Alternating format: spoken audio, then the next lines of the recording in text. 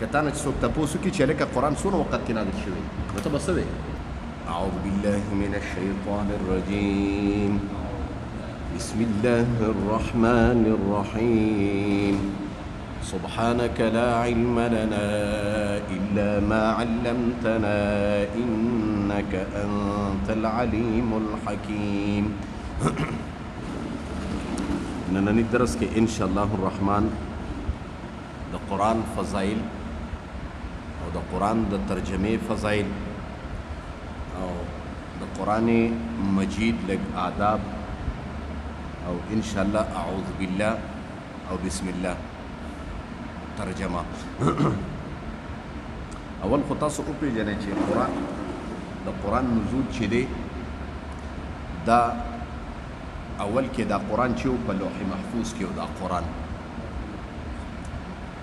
نو د لوح محفوظ نه دا قرآن بیت العزت ته او بیت العظمت ته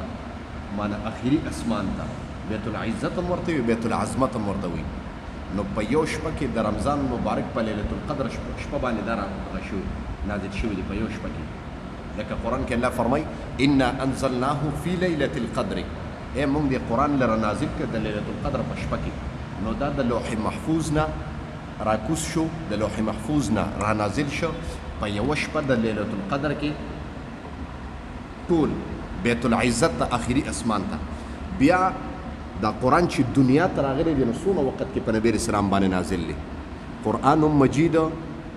په نبی علیه السلام مبارک باندې په 23 سالو کې نازل شوی دی ښه په 23 سال که تا نه چې څوک تپوس وکړي چې لکه قرآن څومره وخت کې نازل شوی نو ته به څه وې ته به چې قرآن په یو شپه کې د لوح محفوظ نه بیت العظمت و بیت العزت آخري اسمان ته نازل شوی دی او بیا په نبی علیه السلام مبارک باندې په 23 سالو کې د تدریج به تدریج باندې په مزه مزه نازل شوی دی ښه کله د آیات ضرورت او کله صورت ضرورت کله یو رکوع ضرورت او ابتدا د آیات د په غار حرا کې شوې ده په نبي علیه السلام مبارک باندې لکه قرآن کې الله فرمایي اقرأ باسم ربك الذي خلق ابتدایي څو آیاتونه اقرأ باسم ربك الذي خلق خلق الانسان من علق اقرأ وربك الاكرم الذي علم بالقلم دې دې پورې قرآن ابتدا کې نازل شو دا قرآن ابتدایي دغه ابتدایي آیاتونه چې دا نازل شو او د قرآن آخري آیاتونه آخر چې نازل شو نو د قرآن آخري آیت چې نازل شوی دی دا د حجة الوداع په موقع باندې لسم کال په هجرت باندې د حجة الوداع په موقع باندې دغه شوی دی معنا د عرفات په میدان عرفات کې د جمعې پر ورځ باندې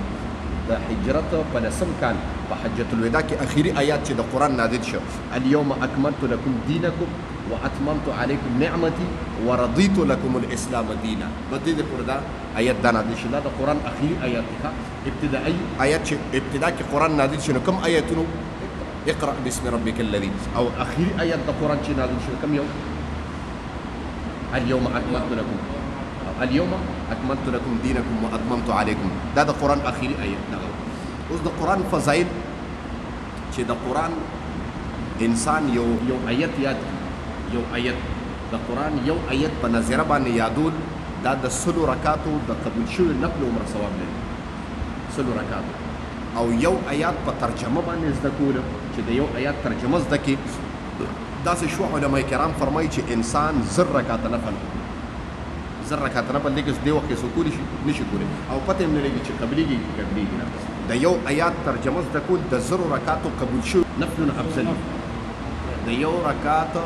معنا یو آیت په ترجمه باندې زده کول د 1000 رکعاتونو د قبول شوي نفلونه افضل ثواب دی اوس د قرآن فضایل او عظمت وین چې یو سړی ونو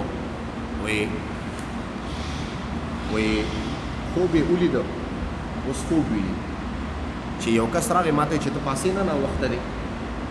وی زه د لاس نه ونیولم سپین ږیري راپایسولم او روان کړی وم حتی تر دې پورې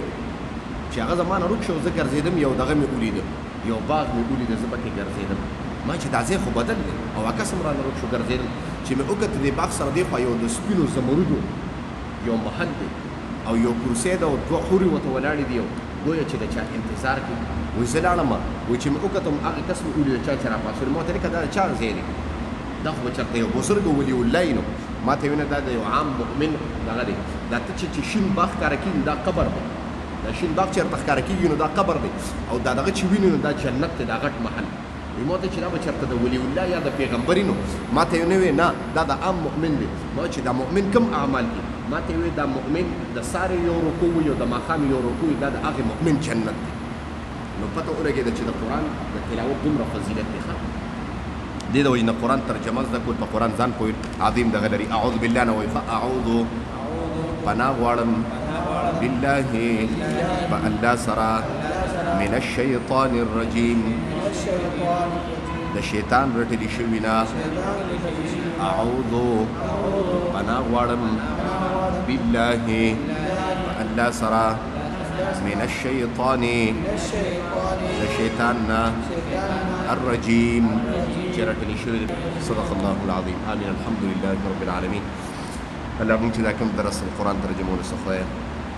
الذي ببركة باندې د قسم آفات و بلیات اتفاق حوادث خدای مو وساتي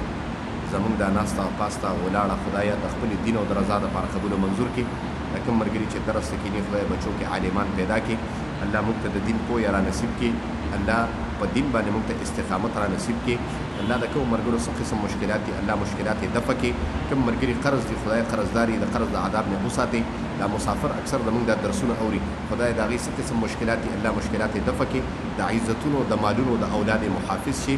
الله که موږ وفات کېږو زنکدنې په وقت د زنکدن کې دا کلمه په ژبه راولي ټول شخص سره ووایي چې لا اله الا الله محمد رسول